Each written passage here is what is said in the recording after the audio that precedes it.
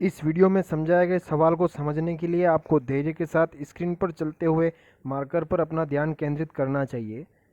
To understand the sum which described in this video, you should focus on the moving marker with patience. NCERT exercise 8.1 question number 6 to 10 इस video में हम सीखेंगे। इससे पहले question 1 to 5 के लिए आप आई बटन पर क्लिक करके उस प्रीवियस वीडियो में जाकर देख सकते हैं। शुरू करते हैं क्वेश्चन नंबर 6। क्वेश्चन नंबर 6 में आपको गिवन है angle A and B are acute angles also such that angle A and cos A equals to cos B. We have to show angle A equals to angle B. तो सबसे पहले आपको एक triangle draw करना पड़ेगा 90 degree, जिसमें C को हमने एज्यूम किया है because of angle A and angle B both are acute angles. दोनों एक्यूट एंगल से, इस वजह से एंगल C को हमने 90 एज्यूम किया। अब हमें cos A की बात करनी है, तो A पर हमने थीटा एज्यूम किया। डायग्राम के अंदर A पर थीटा लिया तो थीटा के अपोजिट साइड हमारी परपेंडिकुलर हो जाएगी, 90 के अपोजिट साइड हमारी हाइपोटेनियस, देन थर्ड साइड हमारा बेस। कोस की बात हो रही है तो कोस का formula base upon hypotenuse, base आपका AC, हाइपोटेनियस आपका AB। वैल्यू पुटअप करेंगे तो कोस A की वैल्यू आ गई AC अपॉन AB। सिमिलर हम कोस B की वैल्यू की बात करेंगे। B पर हमने थीटा लिया, B के अपोजिट हमारा परपेंडिकुलर, 90 के अपोजिट हमारा हाइपोटेनियस, थर्ड साइड हमारा बेस। तो बेस हम upon hypotenuse, it means BC upon AB, BC upon AB। और कोस A हमारा दे ही रखा है, cos A equal to cos B, ये हमारा क्वेश्चन में गिवन था। तो हमने क्या करना है इस बार कि जो कोस A की वैल्यू आई है वो आपको कोस A की जगह पुटअप करनी है, और कोस B की जो वैल्यू आई है वो कोस B की जगह पुटअप करनी है। पुटअप करने के बाद हमने देखा डिनोमिनेटर में AB और AB सेम था, कैंसिल हो गया। क्या बचा हमारे पास AC इक्वल टू BC। वैसे ये दोनों क्या हैं, ट्राइंगल की दो साइड हैं जो इक्वल आ चुकी है। अब ट्राइंगल की दो साइड अगर इक्वल आ चुकी है तो आप कहोगे कि ये ट्राइंगल जो है दो साइड इक्वल है तो ये आइसोसेलेस ट्राइंगल है। आइसोसेलेस ट्राइंगल में क्या होता है कि जो दो साइड इक्वल होती है उनके जो अपोजिट एंगल होते हैं, जैसे इस साइड का अपोजिट एंगल B और इस साइड का अपोजिट एंगल A, तो वो दोनों भी आपस में इक्वल होंगे। तो ये क्वेश्चन हमारा प्रूव हो चुका है। क्वेश्चन नंबर 7 पे आते हैं। उससे पहले हम आपको बताना चाहेंगे कि फॉर्मूला और बेसिक कॉन्सेप्ट का एक वीडियो बना रखा है, वो अगर आप नहीं देखते हैं तो ये सारे क्वेश्चन आपको समझ में नहीं आएंगे। उन क्वेश्चंस, उन फॉर्मूलाज को समझने के लिए आपको आई पर क्लिक करके आपको उस वीडियो का लिंक मिल जाएगा। पहले उस वीडियो को जरूर देखें, फिर आप क्वेश्चन समझें। Question number 7, cot theta equal to 7/8 evaluate, ये कुछ बड़ा सा हमें दे रखा। कोट थीटा गिवन है आपका। कोट थीटा का फॉर्मूला आपका होता है B/P, मतलब बेस अपॉन परपेंडिकुलर। ट्राइंगल आप जब ड्रॉ करोगे तो बेस मतलब 7 और परपेंडिकुलर मतलब आपका 8। तो आपने ट्राइंगल ड्रॉ किया, उस ट्राइंगल में थीटा आपने C को एज्यूम किया, तो थीटा के सामने आपका परपेंडिकुलर, 90 के सामने आपका हाइपोटेनियस, थर्ड साइड आपका बेस। के फॉर कांस्टेंट हम एज्यूम करते हैं मल्टीपल के साथ, तो हमारा 8 के, ये हमारा 7 के। थर्ड साइड हमें फाइंड आउट करनी है, दो साइड जब पता होती है थर्ड साइड के लिए हम PGT अप्लाई करते हैं। पाइथागोरस थ्योरम अप्लाई करें तो बेस की जगह बेस, परपेंडिकुलर की जगह परपेंडिकुलर, पुटअप करके स्क्वायर कर दिए, स्क्वायर करके ऐड कर दिए, फिर स्क्वायर रूट भी फाइंड कर लिया, उससे हमारा हाइपोटेनियस आ जाएगा। हाइपोटेनियस आ गया √113 और K।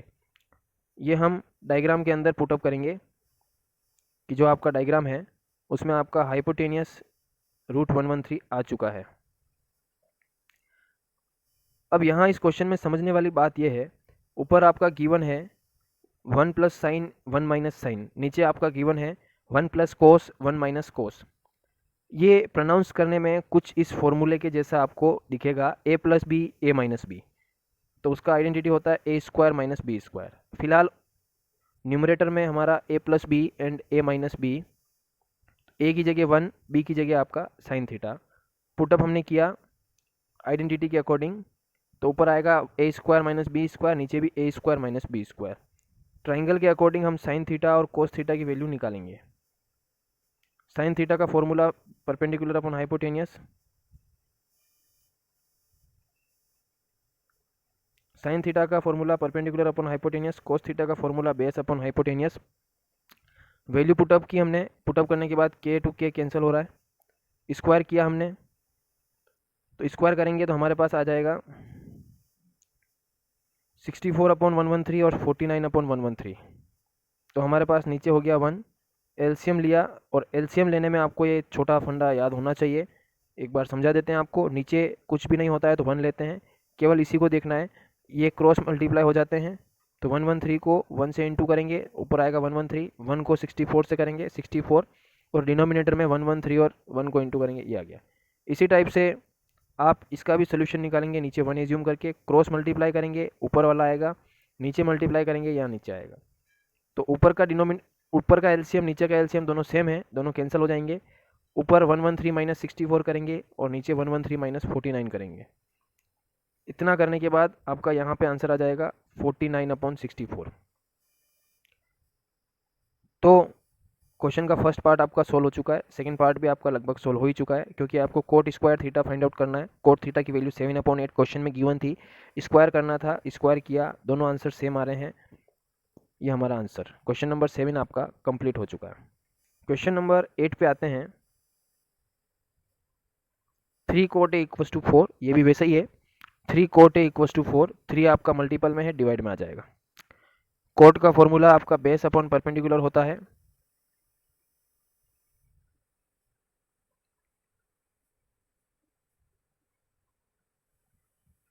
तो डायग्राम आपने जब बनाया तो बेस आपका 4 के, परपेंडिकुलर आपका 3 के, वैल्यू पुटअप की, हाइपोटेन्यूस पता नहीं है, उसके लिए पीजीटी आप अप्लाई करेंगे जैसा आपने पिछले क्वेश्चन में किया। 16 आप करेंगे, 4 के स्क्वायर का 16 के स्क्वायर, 3 के स्क्वायर का 9 के स्क्वायर, जब दोनों का प्लस करोगे आएगा 25 के स्क्वायर। स्क्वायर रूट जब आप इसका निकालोगे तो ये आ जाएगा 5 के। तो इस हिसाब से आपके पास इसका हाइपोटेनियस फाइंड आउट हो चुका है। अब आपको जो चेक करना है उसमें लेफ्ट हैंड साइड और राइट हैंड साइड दो चीज़ें, इक्वल टू के इस तरफ जो होता है वो लेफ्ट हैंड साइड, इस तरफ जो होता है वो आपका राइट हैंड साइड। तो हम सबसे पहले इधर लेफ्ट हैंड साइड की बात करेंगे। लेफ्ट हैंड साइड के लिए 1 माइनस 10 स्क्वायर ए अपॉन 1 प्लस 10 स्क्वायर ए, 10 ए का फॉर्मूला परपेंडिकुलर अपॉन बेस होता है। परपेंडिकुलर अपॉन बेस, अभी आपके क्वेश्चन में परपेंडिकुलर आपका 3 के है, बेस आपका 4 के है। वैल्यू पुटअप किया आपने, पुटअप करते ही आपके पास इस टाइप से आएगा, के टू के कैंसिल हो जाएगा ऊपर और नीचे। फिर आप इसका स्क्वायरिंग करेंगे, तो स्क्वायरिंग करते ही आपके पास आ जाएगा 1 माइनस 9/16 अपॉन 1 प्लस 9/16। एलसीएम वैसे ही लेना है जैसे आपने पिछले क्वेश्चन में लिया, डिनोमिनेटर में 1 एज्यूम किया, क्रॉस मल्टीप्लाई करेंगे, 16 माइनस 9, नीचे 16 को 1 से करेंगे 16, ऐसा ही आपने नीचे भी करना है। अब ऊपर का एलसीएम 16, नीचे का एलसीएम 16 कैंसिल हो जाएगा, 16 माइनस 9 ऊपर आएगा 7, 16 प्लस 9 नीचे आएगा 25। पूरा होने के बाद इसका आंसर आ जाएगा आपके पास 7/25। अब आपको राइट हैंड साइड वाला जो पार्ट है उस पर आपको बात करनी है कि कोस स्क्वायर ए माइनस साइन स्क्वायर ए, कोस ए का फॉर्मूला बेस अपॉन हाइपोटेनियस का स्क्वायर और परपेंडिकुलर अपॉन हाइपोटेनियस का स्क्वायर। बेस अपॉन हाइपोटेनियस आपने रखा, परपेंडिकुलर अपॉन हाइपोटेनियस आपने रखा, के टू के कैंसिल हो रहा है, डायग्राम से आपको देखना पड़ेगा। स्क्वायरिंग करने के बाद ये आपका आ रहा है 16/25 माइनस 9/25। एलसीएम आपने लिया 25 आ रहा है, ऊपर आएगा 16 माइनस 9, 16 माइनस 9 हो गया 7 और ये नीचे 25। हमने देखा पिछला आंसर ये आंसर दोनों सेम है, क्वेश्चन में यही पूछ रखा था दोनों सेम है या नहीं, हमने देखा दोनों सेम है। अगले क्वेश्चन की बात करें, क्वेश्चन नंबर 9। क्वेश्चन नंबर 9 में in triangle ABC right angle at B 10a = 1/√3। ये प्रोसेस यहाँ तक हर एक क्वेश्चन में सेम है। तो यहाँ से आपको एक ट्राइंगल ड्रॉ करना पड़ेगा। ट्राइंगल में आप देखोगे 10a = 1k/√3 के, 10a का फॉर्मूला परपेंडिकुलर अपॉन बेस, तो परपेंडिकुलर आपका 1k, बेस आपका √3 के, तो a पर आपने थीटा बना के सामने वाले को परपेंडिकुलर और बेस की वैल्यू आपने पुटअप कर ली। हाइपोटेनियस आपको निकालना है तो आपने पीजीटी का फॉर्मूला अप्लाई कर लिया, पीजीटी फॉर्मूला अप्लाई करके आपने हाइपोटेनियस निकालना है। तो हमने जब हाइपोटेनियस निकाला पूरा सिंप्लीफाई करके यहाँ आया 4k², इधर स्क्वायर हटेगा, इधर रूट लगेगा, तो ये हमारे पास आ गया 2k, जो कि हमारा हाइपोटेनियस आ चुका है। अब हाइपोटेनियस आने के बाद अभी आपको यहाँ दिख रहा होगा कि हमने दो ट्राइंगल ड्रॉ कर रखे हैं। ट्राइंगल में वैल्यू यहाँ पर भी 1k, यहाँ पर भी 1k, यहाँ पर √3k और यहाँ 2k और 2k, as it is same है। डिफरेंस केवल इतना है आपका कि इस वाले में आपको ए पे थीटा एज्यूम करना है, तो सामने वाला हो जाएगा परपेंडिकुलर और ये आपका बेस, और इधर क्वेश्चन में आपने सी पर एज्यूम करना है थीटा, तो सामने वाला हो जाएगा परपेंडिकुलर और ये आपका हो जाएगा हाइपोटेनियस और ये हो जाएगा आपका बेस। पूरा सीन क्लियर होने के बाद sine A equal to perpendicular upon hypotenuse, it means perpendicular आपका 1k, हाइपोटेनियस आपका 2k, वैल्यू पुटअप किया, आपका आंसर आ गया। कोस ए बेस अपॉन हाइपोटेनियस, बेस आपका √3k और हाइपोटेनियस आपका 2k, सोल्व करने पर √3/2 आ गया। इसी टाइप से आप जब सेकंड ट्राइंगल की बात करेंगे, साइन सी निकालना है,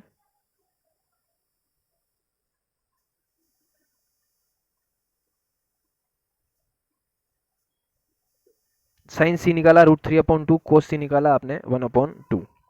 चारों वैल्यू हमने निकाल ली जो हमें रिक्वायरमेंट है। अब हम बात करते हैं कि हमें फाइंड क्या करना है।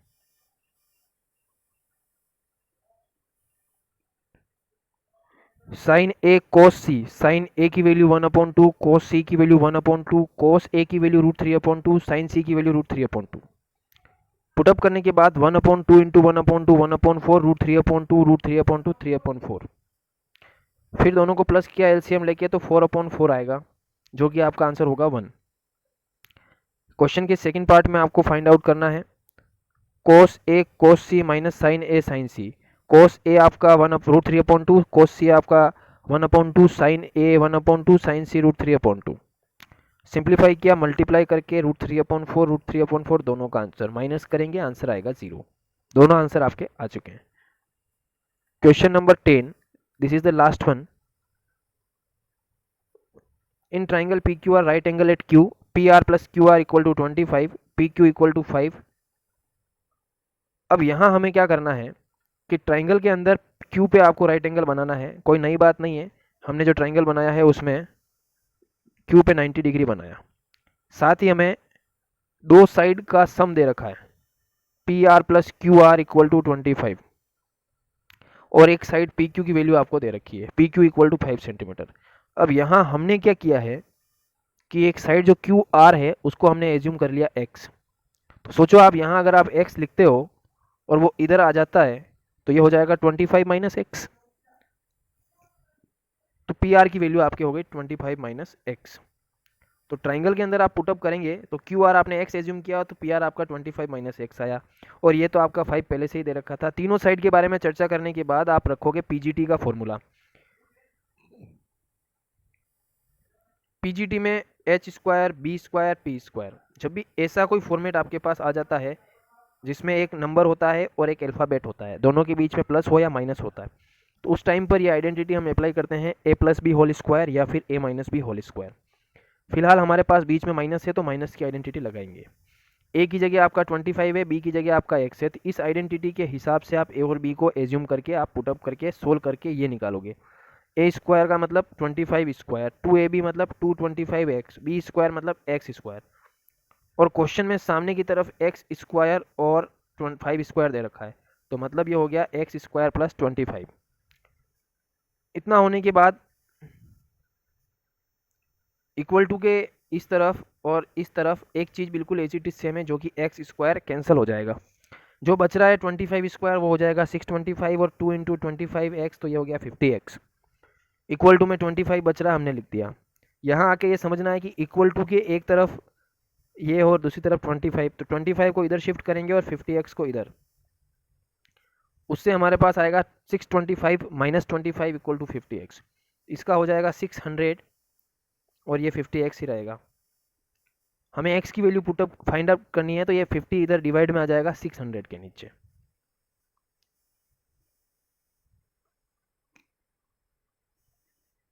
तो आपने देखा कि ये डिवाइड करने पर 12 आ रहा है। तो जब x की वैल्यू 12 आपके पास आ रही है तो डायग्राम के अंदर वापस आते हैं हम।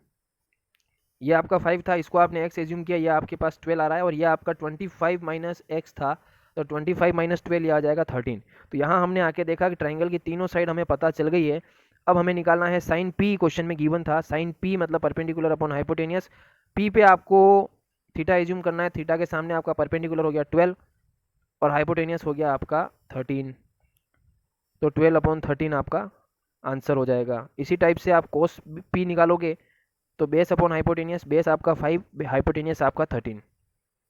लास्ट वन 10p आपका परपेंडिकुलर अपॉन बेस, मतलब परपेंडिकुलर आपका 12 और बेस आपका 5।